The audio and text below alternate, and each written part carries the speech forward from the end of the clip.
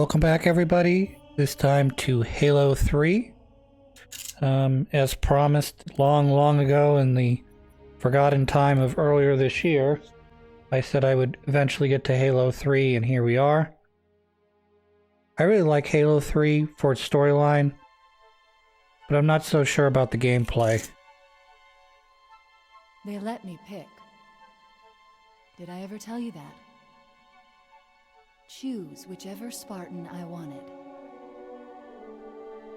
You know me. I did my research, watched as you became the soldier we needed you to be. Like the others, you were strong and swift and brave. A natural leader. But you had something they didn't. Something no one saw but me. Can you guess? Luck.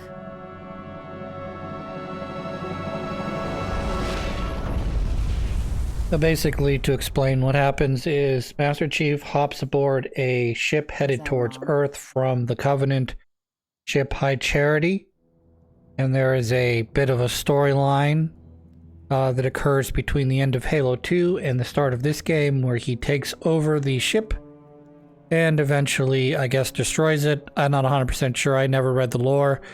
But essentially, as that ship is coming crashing down, he ejects out. Damn. How far did he fall? 2 kilometers. Easy. Stay sharp. So his suit locks up to hopefully pull most of the damage from his body, but... Gorman? His armor's locked up. Yeah. Gel layer could have taken most of the impact. Yeah. But they're not sure if he would have survived the impact.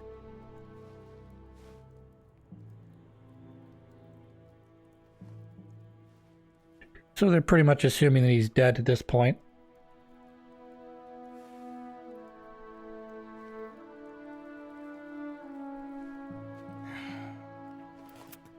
Radio for Vito.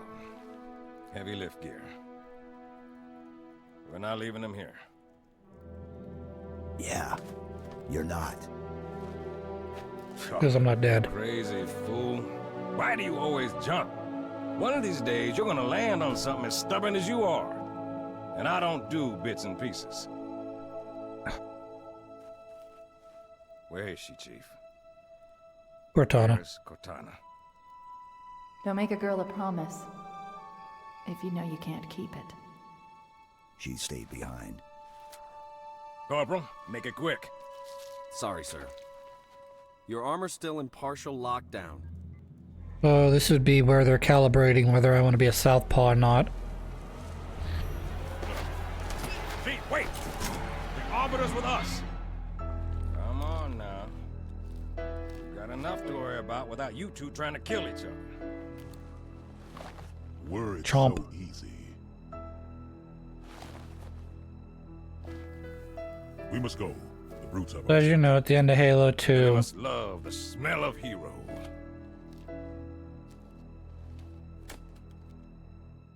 at the end of Halo 2, I'm sure we've talked about, well, I haven't talked about yet, but in Halo 2, the elites get betrayed by the Covenant.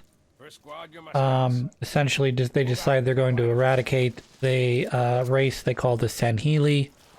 The Arbiter chooses not to die, his race rebels, and now they're helping humanity. Not only to take down and prevent the Great Journey, which is the firing of the Halo rings, but also to, I guess, eventually stop the flood as well, that we kind of let loose.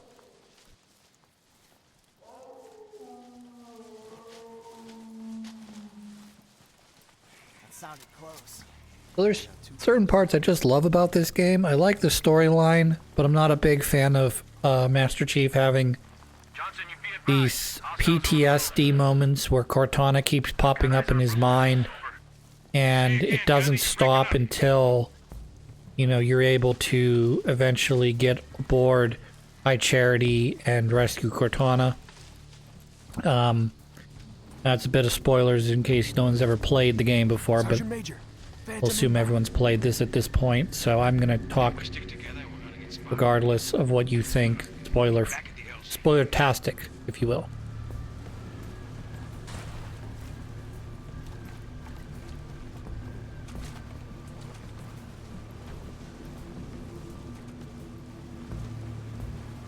I sort of, what's the right word? I sort of, when I go into this first battle, I don't usually go this direction. I usually go up high top. For some reason I ended up down here below, and I'm all kind of sort of disoriented by that. But we'll fix that here in a second. So, in Halo 1, the assault rifle can basically carry you most, if not the entirety of the game. Like, you could solo the game just using just the assault rifle. This game, they've kind of made the assault rifle more balanced because the longer you fire it, the wider your I think that's correct. The wider your reticle becomes, which means you start spraying more bullets outside of the normal range. Also, I've put myself in a pretty shitty position here. Obviously, pistol's been nerfed since the first game.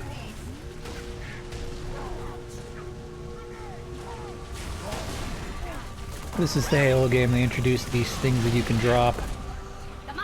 Halo Reach does a similar thing, except they are items that you integrate into your shield. And you can use them, and then they have a cooldown period, and then you can use them again. Okay, we're going to switch over to a brute shot. And then I'm going to come over here. And if you're hunting for skulls, which I don't think this activates the skull, but this is the first skull in the game, which we'll pick up just briefly. But like I said, I think you have to play Legendary on Legendary for these skulls to actually be activated. Though you can find them regardless of if you're in Legendary mode or not.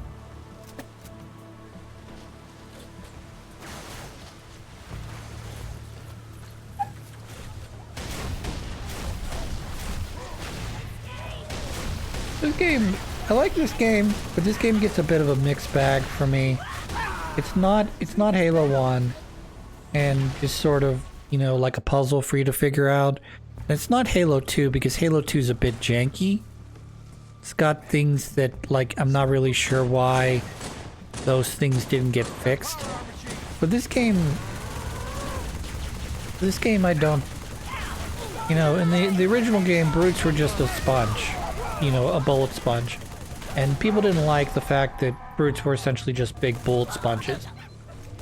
So in this game, they try to rectify this by giving them a type of, I guess you can call it brute armor, which is an armor that exists over top of over like a bodysuit, if you will.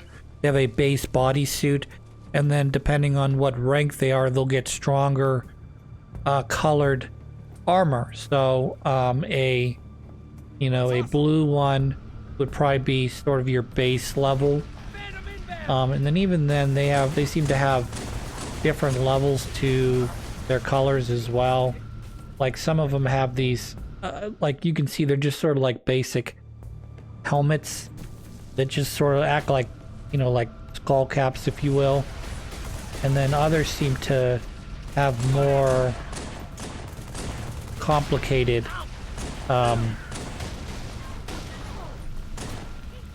like this one's got the two little I don't know, you want to call it horns on the side.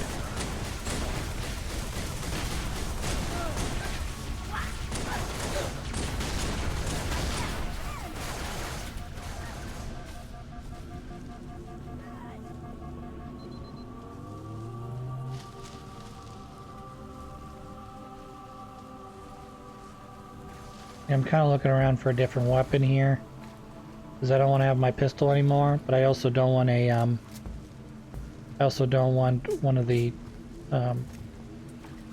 energy pistols. even though they still work just like they do in the original game. You charge them up, they target on certain enemies like elites, in this case brutes, and if you do that, it overloads their shield. See how his armor popped off? So they all have this basic black bodysuit that they have, and then they have the armor over top of it. And if you do enough damage, or in this case we use our plasma pistol, we can override, and then they'll lose that shield, and unlike elites, it will not come back. It'll just pop off like that, and then you'll just have... They take more damage than elites, obviously, but, you know, the simple, you know, using a simple, I'm dead. Okay, I was pretty sure I was dead there. Because there were a bunch of grunts around me. You gotta watch out for this, too. Decided to add this in this game where, some of the grunts can go kind of berserk, and what they do is they do a suicide run with two, whatever you call it, plasma grenades. And the plasma grenades will not go off until, I guess, he lets go of them with this, whatever, fingers, thumbs, and then they'll immediately explode. But so you can, like, if you see a grunt running at you with the two plasma grenades, you can keep backing up. He will never explode until he gets to you, and then he'll let go of the whatever the trigger mechanism on the grenade is.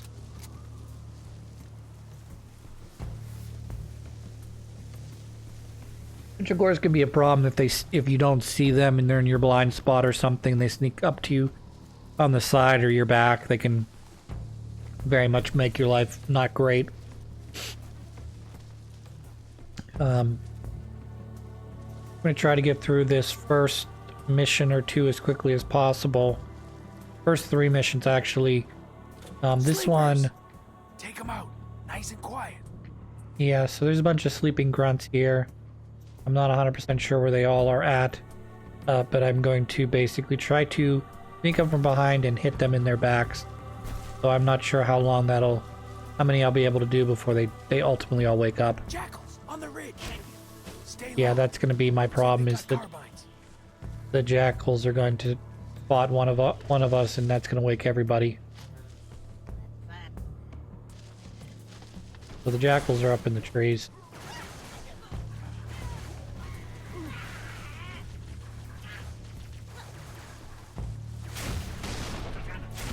Look alive! So if you see any little blue things that look like, you know, you see like shiny blue balls in the sky, that is likely a jackal. They made the jackal snipers. They have even though they have really great vision, they gave them this attachment, which improves their vision when they're using a carbine. So you'll see that one up there to our right hand side has it. Makes it easier to spot them, just because a lot of them do carry sniper rifles, and without your ability to really spot them easily. You can see that little blue dot there to the left. That is a jackal. So we're going to try to hopefully get down here. There are some... there's a rifle there to my right. So as soon as I run out of brute shots... I'm not really sure I like the brute version here as much as I do in the second game. Second game, it's a rocket launcher, so it has an arc that it follows, and you have to sort of figure out what that arc is. This game, the thing just seems to just fly straight until it hits something. Die. Great kill, sir. You're about to die, though. Because, yeah. So we're gonna switch over to this, which will be good because I need a long-range weapon. This is actually my preferred type of weapon. Like a battle rifle with a small scope. Now, obviously, it's not great if you're trying to spread a lot of damage over a very short period of time, like taking on these brutes, for example. But they're great for just headshotting little grunts and jackals.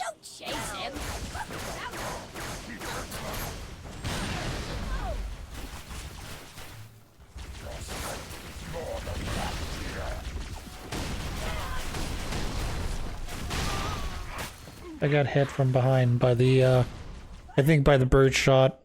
Just shooting grenades in my general vicinity.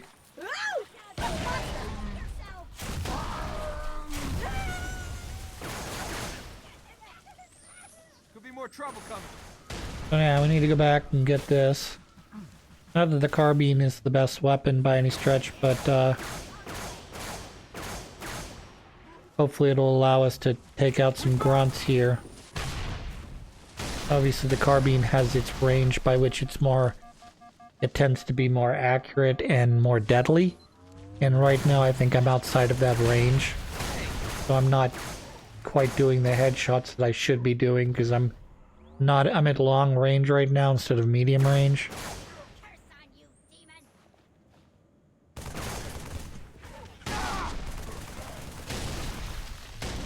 Big damage.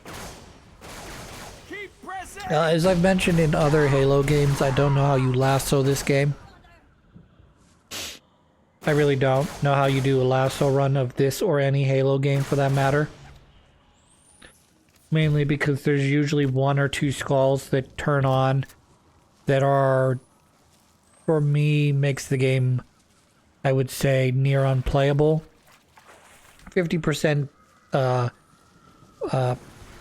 weapon ammo is certainly one thing, but your shield's not recharging until you melee someone. It makes it like a fucking Doom game without the excess health for being, you know, Doom guy. I mean, that's the point of Doom, is you're supposed to get up close, you melee them to death, and then they proc a bunch of health and armor drops, and then that helps to you know, get you to the game's circular cycle, I guess, where you have to charge them in order to get health, but you're going to take damage, so you're going to get health back because they know you're going to take damage doing the melee, but that's the only way to get health back. Shields don't recharge unless you melee. I don't know what to say about that. You gotta be really good at this game at that point to be able to play with not only those handicaps, but also play with the fact that any damage you take is going to result in you needing to melee. And then of course the kicker with all lasso runs, if you die, you either have to hurry up, press the reset button, i.e., you know, load previous save, or you go back to the beginning of the whole mission. So get good. And that's on legendary difficulty. But I can't raise Bravo. You find him? Get him to the extraction point.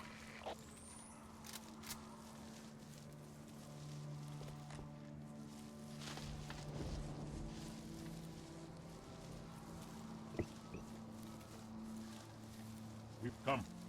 The landing zone is this way. Show me its location. Kiss my...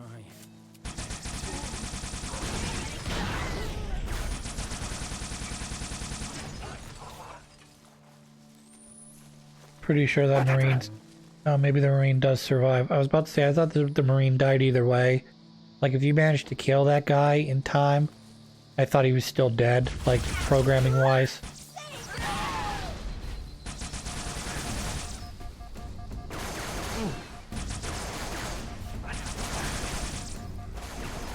Like, I don't know how good at this... How good at Halo games do you have to be to lasso them? Seriously.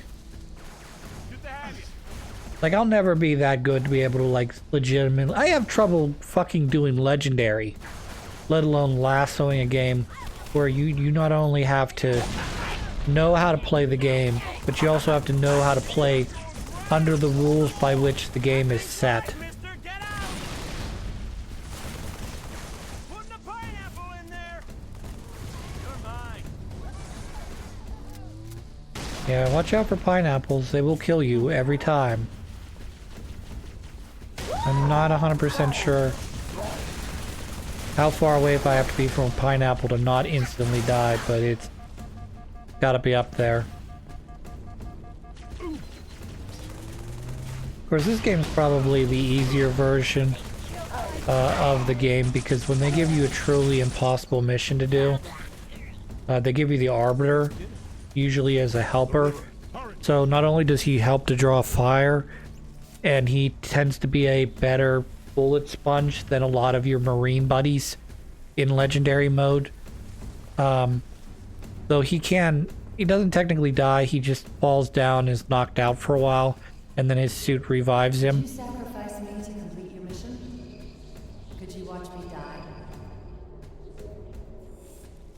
So, not my favorite part of this Halo game is the fact that he keeps having these PTSD moments with Cortana, and I guess it's supposed to try to imply that he feels kind of guilty about leaving her behind, even though that was ultimately her decision. And, you know, it sort of leads to a larger thing that, hey, we are going to rescue Cortana, and hey, everything's going to turn out okay, and the Chief's really upset about it, so even though he's Mr. Macho, Gears of War type guy, he's like, man, eat meat. Yeah, no vegetables for me, I'm just a big man.